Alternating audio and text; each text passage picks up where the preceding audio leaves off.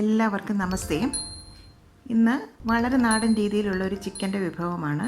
ഇത് ചോറിൻ്റെയും ചപ്പാത്തിയുടെയും എന്തിൻ്റെയും കൂടെ നന്നായിട്ട് യോജിച്ചു പോകുന്ന ഒരു ചിക്കൻ്റെ ഡിഷാണ്. വളരെ ടേസ്റ്റിയായ ഈ ഒരു പിച്ചിയിട്ട് മൊരിച്ചെടുത്ത ചിക്കൻ്റെ റെസിപ്പിയാണ് ഇന്ന് ഞാൻ കാണിക്കുന്നത്. സമയം ഒട്ടും കളയാതെ തന്നെ നമുക്ക് വീഡിയോ കണ്ടാലോ. ഇത് തയ്യാറാക്കാനായിട്ട് ഒരു 1/2 കിലോ എല്ലോട് കൂടിയ ചിക്കനാണ്. ഉപ്പിട്ട് കഴുകിയൊക്കെ വൃത്തിയാക്കി എടുത്തിട്ടുള്ളതാണ്. ഇതൊരു പാത്രത്തിലേക്ക് നമുക്ക് ചേർക്കാം. ഒരു നുള്ള് മഞ്ഞൾപ്പൊടി കൂടി ചേർക്കാം. ചിക്കൻ ആവശ്യമായ ഉപ്പും ചേർക്കാം. ഒന്നങ്ങ് മിക്സാക്കി എടുക്കാം. ഒരു 1/4 ഗ്ലാസ് വെള്ളവും കൂടി ചേർത്ത് കൊടുക്കാം. ചിക്കനിൽ നിന്ന് ആവശ്യം വെള്ളം ഇറങ്ങി വരുമല്ലോ, അതുകൊണ്ട് ഇത്രയും വെള്ളം മതിയാകും. ഇതൊന്ന് അടച്ചു വെച്ച് ഒരു 10 മിനിറ്റ് നമുക്ക് വേവിക്കാം. ഇപ്പം നമ്മുടെ ചിക്കനൊക്കെ വെള്ളമൊക്കെ വറ്റി നന്നായിട്ട് വെന്ത് വന്നിട്ടുണ്ട്. ഇതിനി തണുത്ത ശേഷം ഈ ഫ്ലഷൊക്കെ നമുക്കൊന്ന് മാറ്റിയെടുക്കണം. ഒരു പ്ലേറ്റിലേക്ക് മാറ്റാം.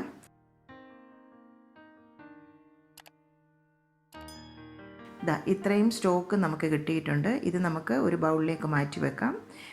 ഇതുപോലെ ദശയൊക്കെ ഒന്ന് മാറ്റിയെടുക്കാം. ഈ ഫ്ലഷ് ഇതുപോലെ വേണമെങ്കിൽ ഒന്ന് ചെറുതായിട്ട് പൗണ്ട് ചെയ്ത് എടുക്കാം. കണ്ടില്ലേ, ഇതുപോലെ മുഴുവനും ഫ്ലഷും ഒന്ന് ഇടിച്ചെടുത്തിട്ടുണ്ട്. ഇതിനെ നമുക്ക് മാറ്റി വെക്കാം. ഇനി ഒരു ഫ്രൈ പാനിലേക്ക് 1-2 ടേബിൾ സ്പൂൺ വെളിച്ചെണ്ണ ചേർത്ത് കൊടുക്കാം. ഒരു 6 വെളുത്തുള്ളി, ഒരു ചെറിയ കഷ്ണം ഇഞ്ചിയും കൂടി ചതച്ചെടുത്തതാണ്, അതും കൂടി ചേർക്കാം. ഒന്നങ്ങ് മൂത്ത് മണം വന്നു കഴിഞ്ഞാൽ ഒരു തണ്ട് കറിവേപ്പിലയും ചേർക്കാം. കൂടാതെ ഒരു 2 സവോള നൈസായിട്ട് അരിഞ്ഞതും ചേർത്ത് കൊടുക്കാം. ഉള്ളിക്ക് ആവശ്യമായിട്ടുള്ള ഉപ്പ് കൂടി ചേർക്കാം. ഒരു 1/4 ടീസ്പൂൺ മഞ്ഞൾപ്പൊടി കൂടി ചേർക്കാം. 1 ടീസ്പൂൺ കുരുമുളക് പൊടിയും ചേർക്കാം. ഉള്ളി ഒന്നങ്ങ് വഴണ്ടി വന്നു കഴിഞ്ഞാൽ 1 ടീസ്പൂൺ മല്ലിപ്പൊടി, 1 ടീസ്പൂൺ ഉണക്കമുളക് ചതച്ചത്, 1 ടീസ്പൂൺ പെരിഞ്ജീരകം പൊടിച്ചത്, ഇത്രയും ചേർത്ത് കൊടുക്കാം. എല്ലാം കൂടി ഒന്ന് വഴറ്റാം. പൊടിയൊക്കെ ഒന്ന് മൂത്ത് മണം വന്നു കഴിഞ്ഞാൽ അതിലോട്ട് ഒരു വലിയ ടൊമാറ്റോ നീളത്തിൽ അരിഞ്ഞതും കൂടി ചേർത്ത് കൊടുക്കാം. ഒരു 2 ടീസ്പൂൺ മുളക് പൊടി കൂടി ചേർക്കാം. ടൊമാറ്റോ ഒന്നും അധികം വെന്തുടഞ്ഞു പോകണ്ട കേട്ടോ. ഈ സമയത്ത് ആ പിച്ചി വെച്ചിരിക്കുന്ന ചിക്കനും കൂടി ചേർത്ത് കൊടുക്കാം. എല്ലാം കൂടി ഒന്നും കൂടി വഴറ്റിയെടുക്കാം. നന്നായിട്ടൊന്ന് വഴറ്റാം. ബാക്കി 1/2 ടീസ്പൂൺ കുരുമുളക് പൊടി കൂടി നമുക്കിപ്പോൾ ചേർത്ത് കൊടുക്കാം. 1/2 ടീസ്പൂൺ ഗരം മസാലയും കൂടി ചേർക്കാം. എല്ലാം കൂടി അത്യാവശ്യം നന്നായിട്ട് തന്നെ മൊരിഞ്ഞു വരണം. ഒരു മീഡിയം ടു ഹൈ ഫ്ലെയിമിൽ തന്നെ വെച്ചിട്ട് ഇത് മൊരിച്ചെടുക്കാം. ഒരു തണ്ട് കറിവേപ്പിലയും കൂടി ചേർക്കാം. അല്പം മല്ലിയിലയും കൂടി ചേർത്ത് കൊടുക്കാം. ഈ സമയത്ത് ചിക്കൻ വേവിച്ച് വെച്ചിരിക്കുന്ന ആ സ്റ്റോക്കും കൂടി ഇതിലേക്ക് ചേർത്ത് കൊടുക്കാം.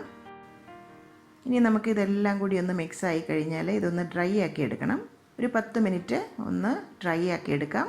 ഇനി ഉപ്പൊക്കെ ഒന്ന് ചെക്ക് ചെയ്ത് നോക്കാം. ഇനി കടുക് താളിച്ച് ചേർക്കാനായിട്ട് ഒരു പാനിലേക്ക് 2-3 ടേബിൾ സ്പൂൺ വെളിച്ചെണ്ണ ചേർത്ത് കൊടുക്കാം. 1 ടീസ്പൂൺ കടുക് ഇട്ട് പൊട്ടിക്കാം. കടുക് പൊട്ടിക്കഴിഞ്ഞാൽ 1/2 ടീസ്പൂൺ പെരിഞ്ജീരകം കൂടി ചേർത്ത് കൊടുക്കാം. പെരിഞ്ജീരകം ഒന്ന് മൂത്ത് വന്നു കഴിഞ്ഞാൽ ഒരു 3 വറ്റൽമുളകും കൂടി ചേർക്കാം. ഒരു നുള്ളു മഞ്ഞൾപ്പൊടി കൂടി ചേർക്കാം. 1/2 ടീസ്പൂൺ മുളക് പൊടി. ഫ്ലെയിം ഒന്ന് സിമ്മിലേക്ക് ആക്കണം കേട്ടോ. ഒരു തണ്ട് കറിവേപ്പിലയും 1 ടീസ്പൂൺ മല്ലിയിലയും കൂടി ചേർത്ത് കൊടുക്കാം. ഇതിലേക്ക് ആ ചിക്കൻ്റെ കൂട്ടുകൂടി ചേർത്ത് എല്ലാം കൂടി നന്നായിട്ടൊന്ന് മൊരിച്ചെടുക്കണം.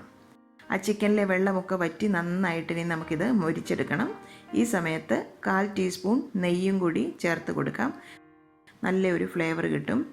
ഒരു 4-5 മിനിറ്റ് കൂടി ഇതുപോലെ ഒന്ന് ഡ്രൈ റോസ്റ്റ് ആക്കി എടുക്കാം. ഒരു മീഡിയം ഫ്ലെയിമിൽ തന്നെയാണ് കുക്ക് ചെയ്യുന്നത് കേട്ടോ. എല്ലാം നന്നായി മൊരിഞ്ഞ് വന്നു കഴിഞ്ഞാൽ നമുക്ക് ഫ്ലെയിം ഓഫാക്കാം. ഇത്രയേ ഉള്ളൂ, നമ്മുടെ നാടൻ പിച്ചിയിട്ട് മൊരിച്ച ചിക്കൻ റെഡി ആയിട്ടുണ്ട്. അപ്പോൾ തീർച്ചയായിട്ടും നിങ്ങൾ ഈ ചിക്കൻ്റെ റെസിപ്പി ഒന്ന് ട്രൈ ചെയ്ത് നോക്കണം. അപ്പം ഉണ്ടാക്കിയ ശേഷം നിങ്ങളുടെ അഭിപ്രായങ്ങളൊക്കെ സിൻസിയറായിട്ട് തന്നെ കമൻറ്റ് ബോക്സിൽ ഒന്ന് എഴുതണം. വീഡിയോയെക്കുറിച്ചുള്ള അഭിപ്രായങ്ങളും കമൻറ്റ് ബോക്സിൽ എഴുതാൻ മറക്കണ്ട.